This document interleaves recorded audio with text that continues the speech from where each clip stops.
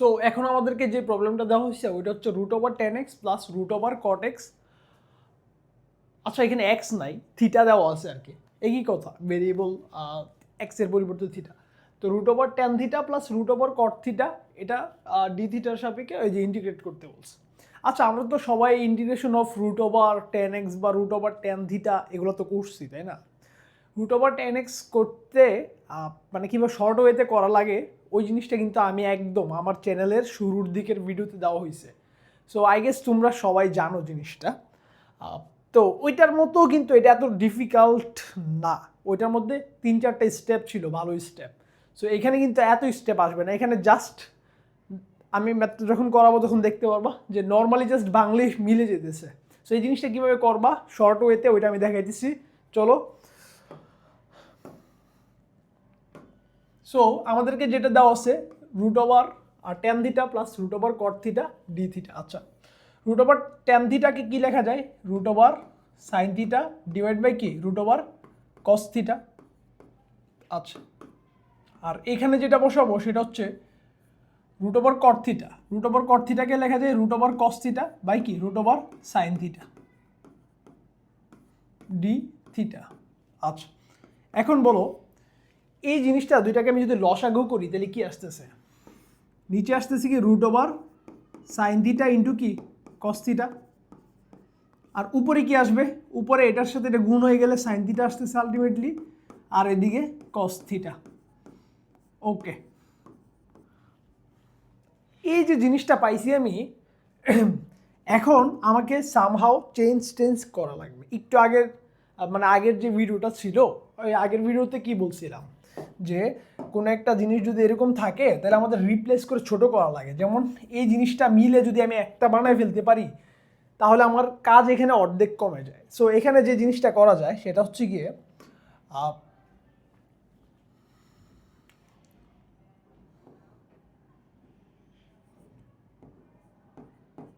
sin theta minus cos theta equal to কি ধরবা? Z ধরবা। জেড ধরলে যেটা আসতেছে sin থিটারে বাংলা কি আসে ডিফারেন্সিয়েট করলে cos থিটা আসতেছে, আর হচ্ছে তোমার এই যে মাইনাস cos থিটাকে ডিফারেন্সিয়েট করলে প্লাসের sin থিটা চলে আসে। তো এটা সমান এখানে ডি থিটা বসাও আর এখানে হচ্ছে ডিজেড বসাতে পারবা, জাস্ট ডিফারেন্সিয়েট করে দিচ্ছ। এর আগে কি করবা? লেট লিখে দিবা, দোষো এটা। তো এখন দেখো এই যে জিনিসটা পুরোটার পরিবর্তে তুমি বসাইতে পারতেছো কারে? এই জিনিস পুরোটার পরিবর্তে বসাইতে পারতেছো ডিজেডকে, ঠিক আছে? সো তুমি এখন যদি রিপ্লেস করো এটাকে সামহাও, এই যে এই পুরোটা জিনিসের পরিবর্তে তুমি ডিজেড বসাতে পারবা, ঠিক আছে? এটার পরিবর্তে ডিজেড। বাট এখন কথা হচ্ছে তুমি যদি এটাকে ডিজেড দ্বারা রিপ্লেস করে দাও তাহলে তোমার নিচে থাকতেছে কি √sin থিটা cos থিটা না? এখন √sin থিটা cos থিটা যে তুমি তো থিটাকে জেডে কনভার্ট করতেছো, তাই না? থিটা এই যে sin theta minus cos theta equal to Z. So এই জিনিসটাকে সামহাও জেডে কনভার্ট করা লাগবে। আচ্ছা বলো এই যে sin থিটা cos থিটা এটাকে কি লেখা যায়? 1 মাইনাস sin থিটা মাইনাস কি cos থিটা হোল স্কোয়ার। এটা যদি লিখি এটার ভ্যালুটা কত অ্যাকচুয়ালি বলো তো? এটার ভ্যালুটা হচ্ছে তোমার কত?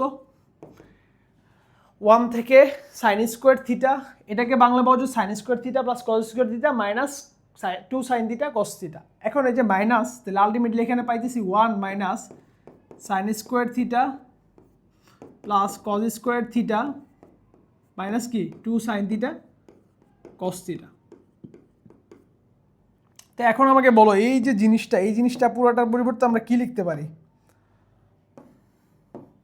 এই জিনিস পুরোটার পরিবর্তে লিখতে পারি 1। সো এখান থেকে 1 থেকে 1 চলে যেতেছে, আর মাইনাসে কি হইতেছে? প্লাসের 2 sin থিটা cos থিটা থাকতেছে।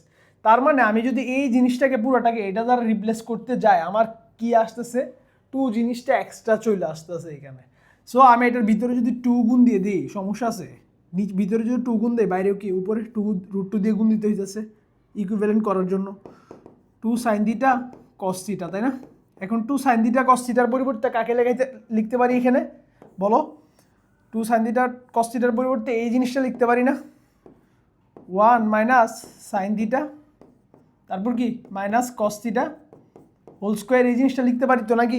এবার এই জিনিসটার পরিবর্তে কাকে লিখবো বলো? এই জিনিসটার পরিবর্তে জেড লিখে দিলে সমস্যা আছে কোনো? 1 মাইনাস জেড স্কোয়ার থিটা। আচ্ছা এখন এই জিনিসটা পুরোটা দেখো তো একটা ফর্মুলার মধ্যে পড়ছে না? রুট টুটাকে যদি আমি বাইরে নিয়ে আসি তাহলে ফর্মুলাটা কোনটা দাঁড়াইতেছে বলো তো?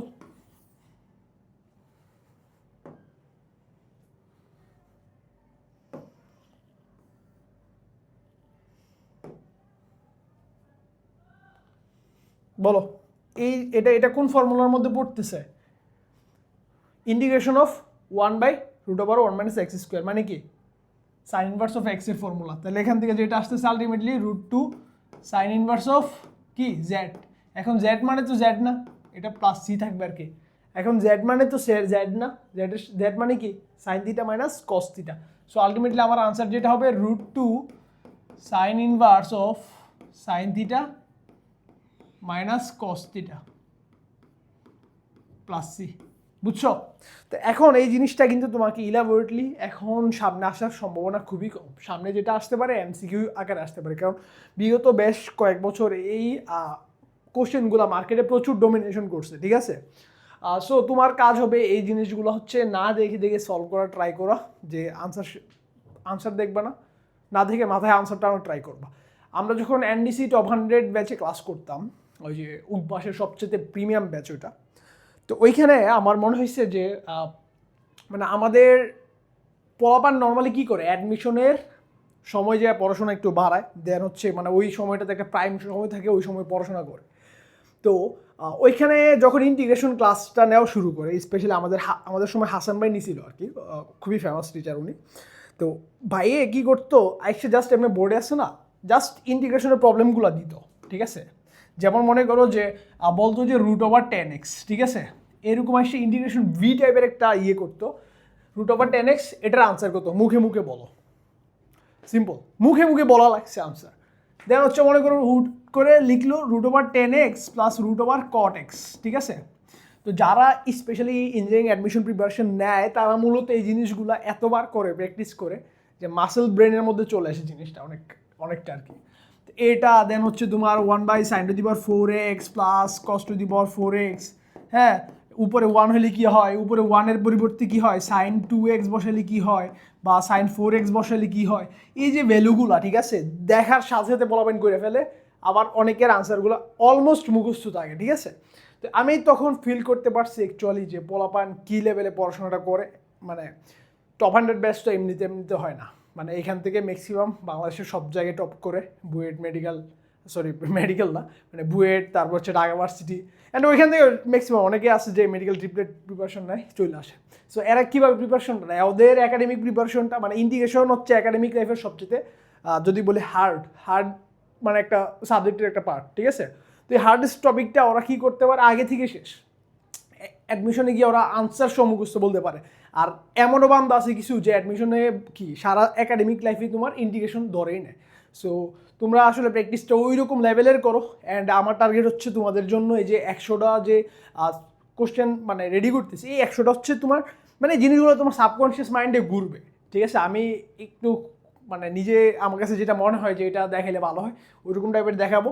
দেন এগুলো যে আসবে এরকম না, বাট তুমি যখন বারবার দেখবা, মানে বারবার না একবার দেখবা, একবার দেখলে তোমার ব্যাক অফ দ্য মাইন্ডে এটা চলে যাবো আর কি, তোমার মনে থাকবো বেশি দিন, এই আর কি। এই জন্যই তোমাদের এই সিরিজটা আবার কন্টিনিউ করা, ঠিক আছে?